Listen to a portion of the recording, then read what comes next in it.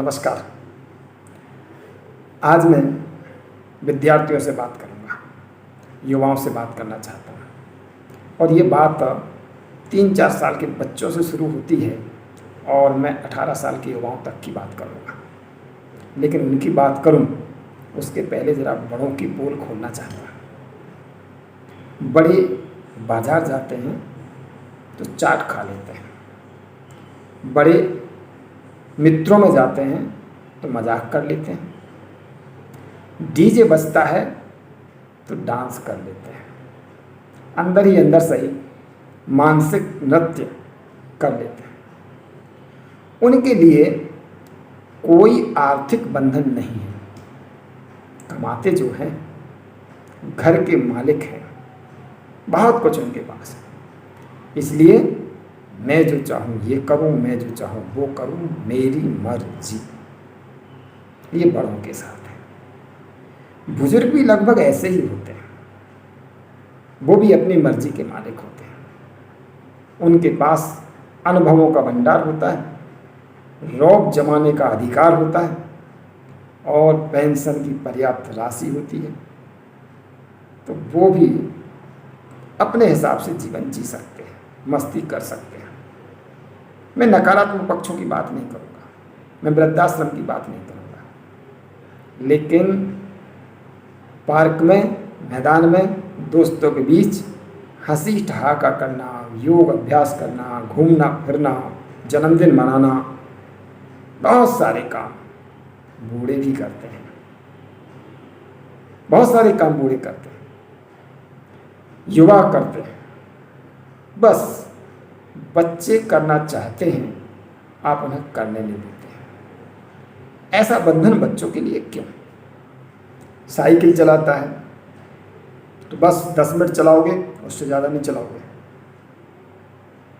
अगर वो कुछ खाता है तो आप रोकते हो, ज़्यादा मत खाओ, कम खाओ। हंसता है, ऐसे मत हंसो, हंसने का तरीका नहीं पता।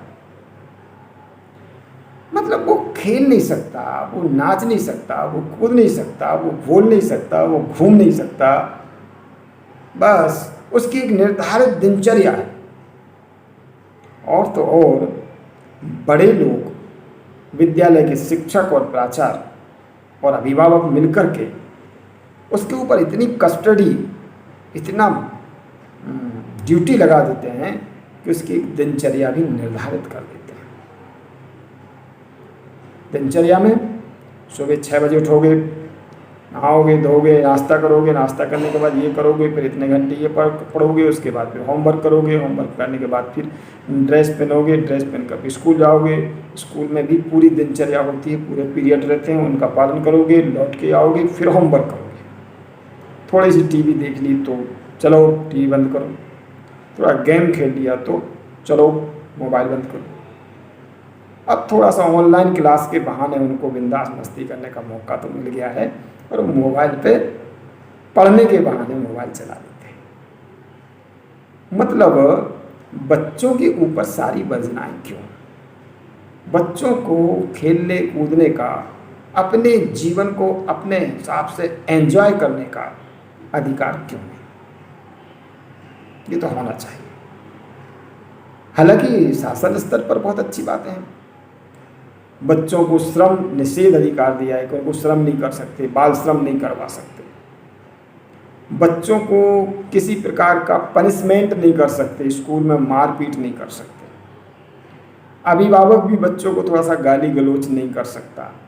बहुत सारे ऐसी चीज़ें, तो उनकी प्रोटेक्शन के लिए बहुत कुछ बनाया है, लेकिन वो ऊपरी तौर पर है।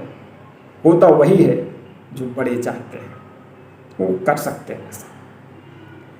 अब एक बच्चा 11वीं पढ़ता है, बाइक लेके स्कूल चला गया तो उसके ऊपर 100 रुपये का फाइन लगा दिया।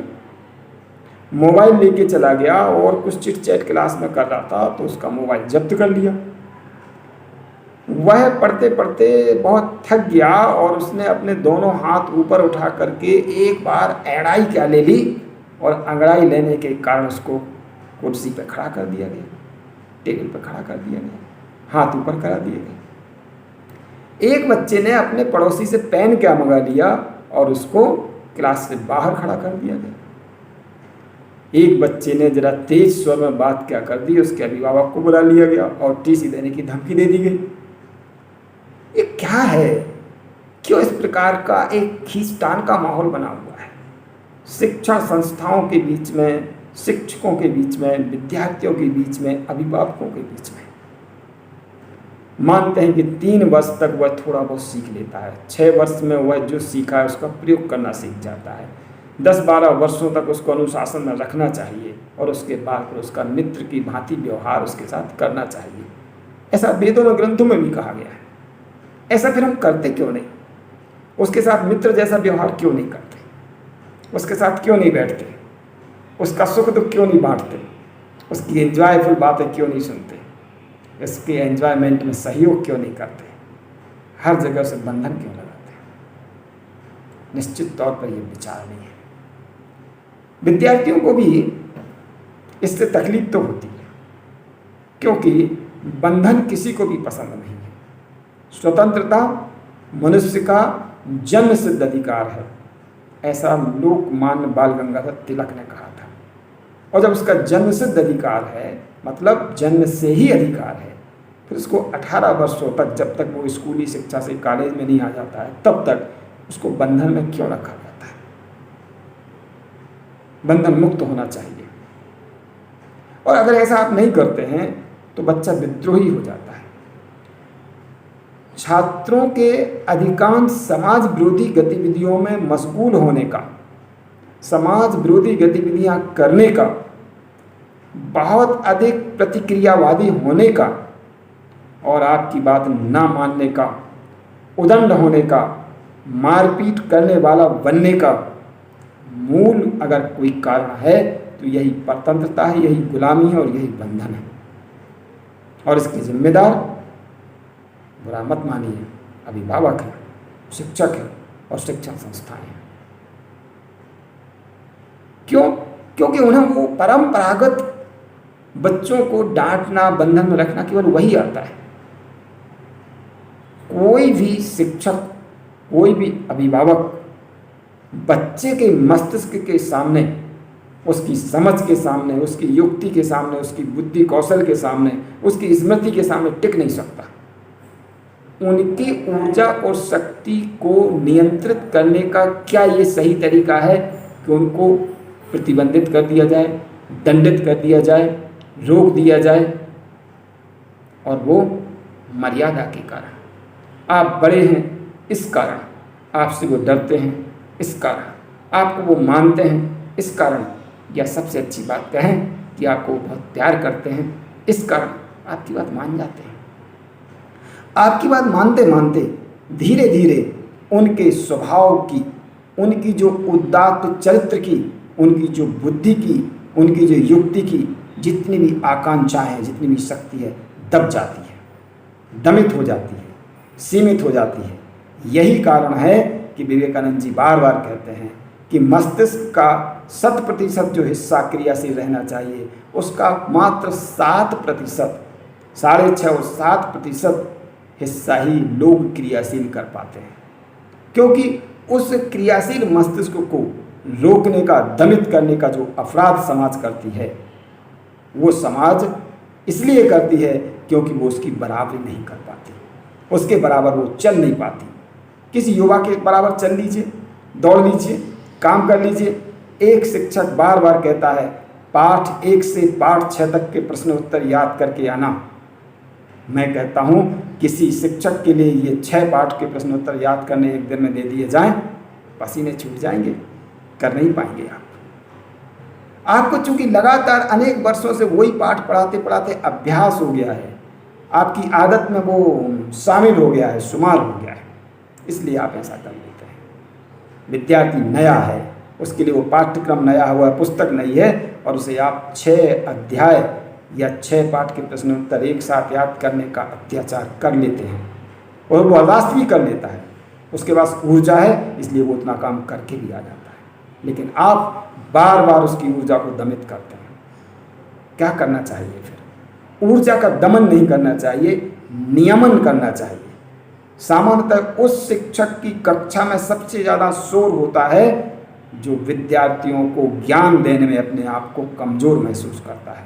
सामान्यतः वही शिक्षक सबसे ज़्यादा बच्चों को दंडित करता है जो अपने अध्यापन कौशल से कमज़ोर होता है। ऐसा ही वे अभिभावक जो सामान्यतः पढ़ने लिखने में थोड़े कमज़ोर होते हैं, बच्चों के लालन पालन का कौशल नहीं जानते हैं, वो बच्चों को दमित करते हैं। तो करना क्या चाहिए? दमित मत करिए, उनकी ऊर्जा को विकसित करिए, पल्लवित करिए, उनके साथ खेलिए, उनके साथ पढ़िए, उनके साथ बातें शेयर करिए, उन्हें झूठ बोलने की आदत मत डालिए, वो कोई बात छुपाएं, इतना भय उनके अंदर मत डालिए, वो भयभीत ना हो, वो आपके साथ में आपके साथी मित्र की तरह अपनी बातें शेयर कर सकें। उनका मन हो तो बाइक चलाने दीजिए, साइकिल चलाने दीजिए, उनका मन हो तो स्कूल का चक्कर लगा लेने दीजिए, कोई दिक्कत नहीं।